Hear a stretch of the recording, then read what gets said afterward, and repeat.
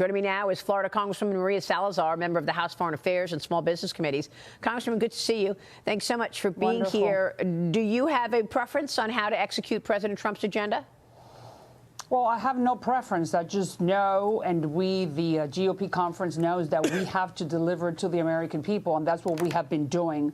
I assure you, during the weekend and this 2 days or these 3 days of this week, I assure you that Mike Johnson is concentrating on making sure that everyone is taken care of, meaning every member says what their preferences are. So when we put that package together, whether it's one or two, it goes through the House immediately and it gets to the Senate. Are you prepared to support raising the debt ceiling? Well, yeah, because we got to pay our debts, like the president said. I'm not ready to spend more.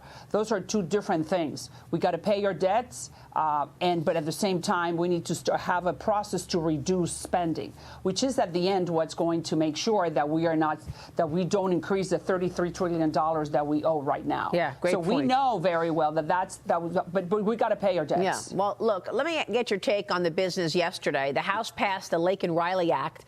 159 Democrats voted against the bill. This bill requires federal immigration authorities to detain illegal immigrants who are arrested for theft, and it allows states to sue the Department of Homeland Security for crimes committed by illegal migrants. The bill named after Georgia nursing student Laken Riley. She was murdered by an illegal while jogging on the University of Georgia's campus, as you know. Pennsylvania Democrat Senator John Fetterman co-sponsored the Senate version of this bill, and even he called out his fellow Democrats for not backing it. Watch this. Though it shouldn't be controversial to have a secure border, and the numbers are out of control, and you can be pro-immigration, but we need a secure border, and here we are now. When you have hundreds of thousands of people in our nation here illegally with criminal records, and some actively engaging in crime, well, then they all have to go, and I'm not sure why that would be controversial to anybody. Congressman, what's your reaction to 159 Democrat colleagues of yours voting against the Laken-Riley bill? Well, because they are just not living in reality. And I never thought that I was going to agree with Senator Fetterman. Of course, if you're an illegal and you're a criminal, you have to go. It's starting with the Tren de Aragua.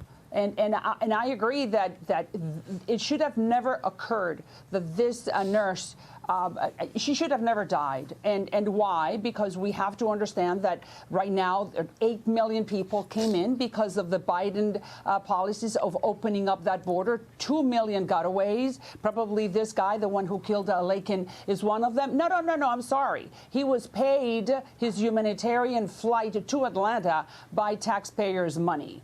This has to end. I'm one of the representatives of the Hispanics. We do not want illegals that commit crimes. Yeah. We want illegals to help with the economy. And that's another topic. But right now, this is a fantastic law that needs to be put in the books and implemented. Yeah, it's amazing that you had so much pushback on it. Look, I understand you met with Venezuela's opposition leader this week, Edmundo Gonzalez Urrutia, in Washington earlier in the week.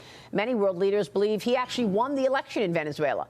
However, of course, as you know, Venezuelan President Nicolas Maduro is planning to be sworn in this week. What did you discuss, and what do you think happened?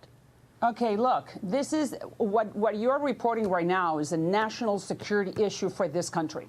Venezuela was our ally for decades. They owned the largest reserves of oil in the world. They are exporting the Tren de Aragua. This is a national security issue that Maduro has to go. There has to be a regime change. And Maduro knows it because there's a new sheriff in town that is going to be taking power a few days from now. And Trump will deal with Maduro, because the Maduro regime signed a document called the Barbados Agreement that said that if he lost the elections, and he lost the elections in favor of that guy that you just saw on television, which is the president-elect. So Maduro has to go. The Tren de Aragua has to be kicked back, and they need to take those prisoners. And on top of that, if we don't do this, what I'm telling you, Maria, 2 million Venezuelans are going to be knocking on our door because they have said it, that if Maduro stays, they're coming to the United States. Well, it's a national security issue. So what did the opposition leader say to you yesterday? I mean, Maduro's about to be sworn in. Well, Maria, the United States needs to speak up. And that is why we're counting on President Trump. Trump was the first person 4 years ago who declared Guaido, the other president-elect, to be the legitimate president of Venezuela. He was the one who imposed the harshest sanctions on Venezuelan oil. Right now, Venezuela is gaining, or it's earning $500 million a month from Chevron. I understand that we need to take care of our companies, but national security comes first. Yeah. We cannot give oxygen to anyone who is sending tren de agua to the country and is creating the havoc that we have at the southern border. Well, I like the focus on from President Trump on national security. You know, this should have been a priority for the last 4 years. Congresswoman, it's good to see you.